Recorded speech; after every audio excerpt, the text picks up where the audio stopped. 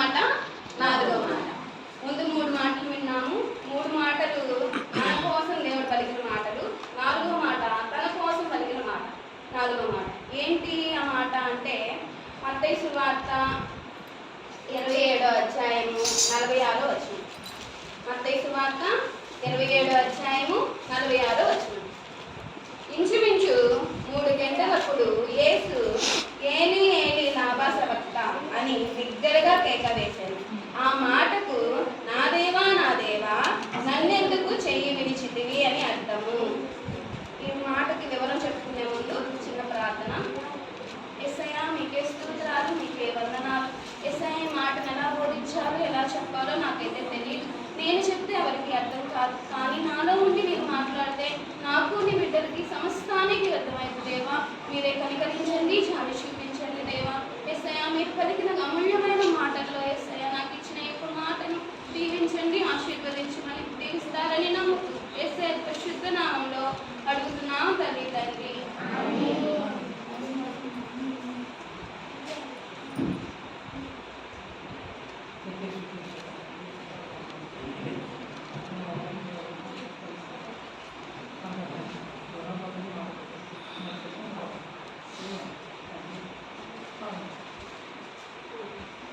ఎంత ఇంచుమించు 3 గంటలకు.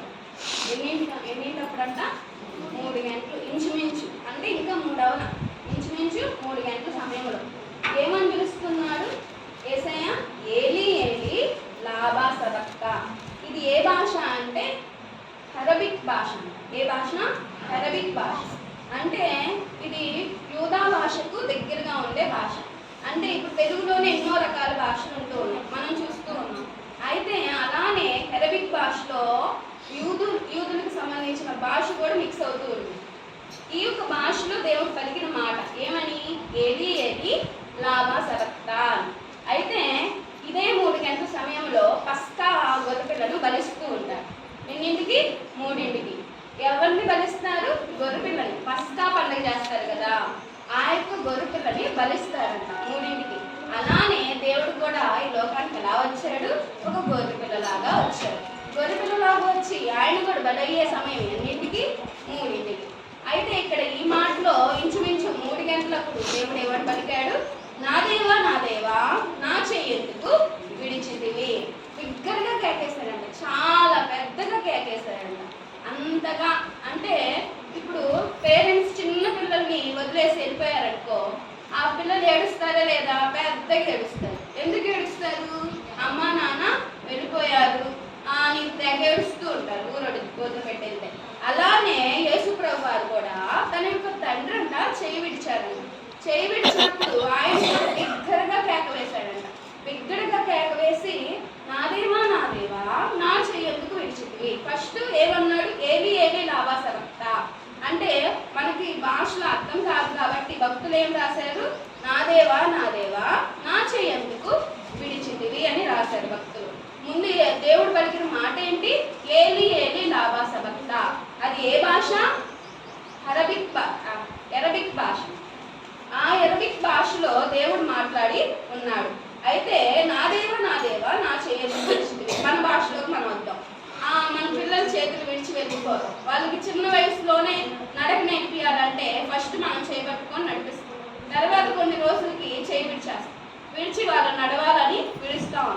అలానే యేసయ్య కూడా యెహోవా దేవుడు కూడా యేసయ్య చెయ్యి పట్టుకున్నాడు. ఎన్ని సంవత్సరాలు పట్టుకున్నాడు? 33 సంవత్సరాలు. అన్నిట్లో 3 ఉందా లేదా? అన్నిట్లో 3 ఉంది. 33 సంవత్సరాలు దేవుడు ఆయన చేతిని పట్టుకునే ఉన్నాడు. యెహోవా దేవుడు యేసయ్య చేతిని పట్టుకొని నడిపించి ఉన్నాడు. చివరికి ఏం చేశాడు? చివరి క్షణాన 4వ మాటలో చేయి విడిచిపెట్టారు. ఎన్నో మాటలో విడిచిపెట్టారు? 4వ మాటలో చేయి విడిచిపెట్టారు. 3 మాటలప్పుడు మన కోసం పలికాడు దేవుడు. 4వ మాటలో తన కోసం తానే మాట్లాడుకుంటూ ఉంటాడు. అయితే చేయి విడిచినప్పుడు ప్రభు వారు చేయి విడిచినప్పుడు ఇంకే ఆయన అంటాడు నా దేవా నా చేయి ఎందుకు విడిచావయ్యా అని ఎంతో బాధతో ఎంతగానో బిగ్గరగా కేక వేస్తారంట. అయితే ఇక్కడ మనం చూసినట్లయితే ఇదే మాటను కీర్తనలు 22వ అధ్యాయం 1వ వచనంలో దావీదు గారు మాట్లాడారు. 22 1వ వచనంలో నా దేవా దేవా,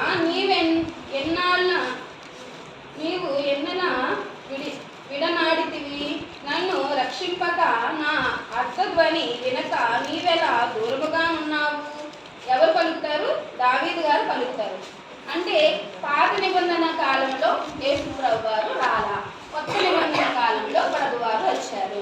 అయితే ఈ యొక్క పాత నిబంధనలో కూడా రాస్తుంది కదమ్మా అని క్వశ్చన్ రావచ్చు.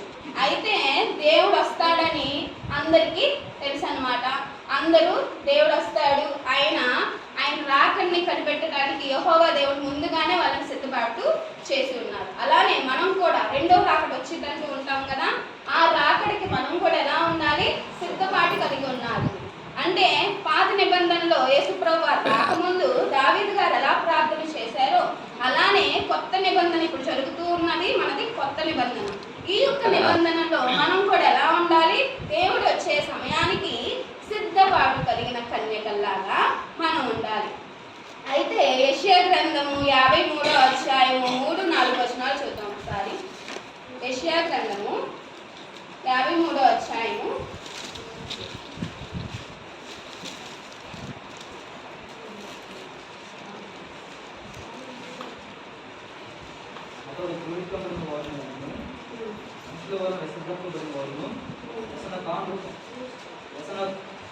క్రాంతుడు గాను వ్యాధి అనుభవించిన వాడు గాను మనుషులు తొడనాలని వాడు గాను ఉండేది. అతడు తృణీకరింపబడిన వాడు కనుక మనం అతన్ని ఎన్నిక చేయకపోతుంది. నిశ్చయముగా అతను మన రోగములను భరించను, మన వ్యసనం